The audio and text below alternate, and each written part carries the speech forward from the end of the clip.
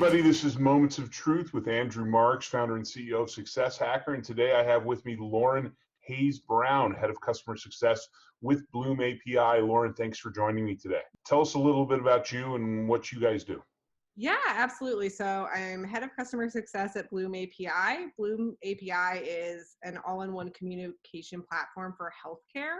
So essentially facilitating both internal conversation across coworkers, patient communication, and then also a telehealth solution. And probably the most important thing here is that it's a HIPAA compliant chat tool. Great. Thank you for joining me. Yeah, absolutely.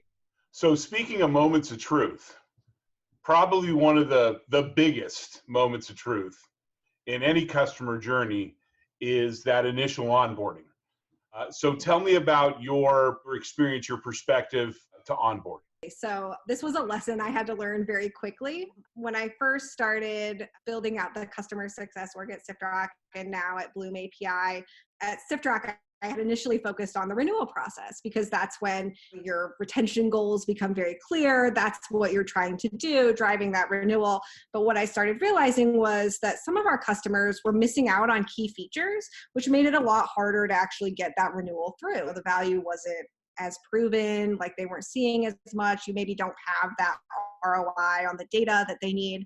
So I had to kind of take a step back and realize that the most important part of the customer journey is that moment that they sign the paperwork, because that's when they're the most excited.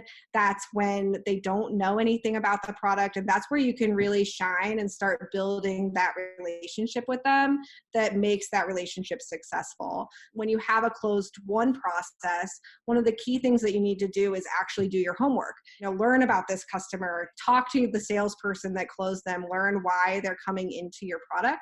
Don't just give them a cookie cutter onboarding and show them everything at once, because then they're going to feel like they're just another one in a million in your customer org. You can really tailor that onboarding process to be specific to your customer. And that shows that they're valued and they're really important to you as an organization, not only as just another customer, but for who they are. They want to feel special.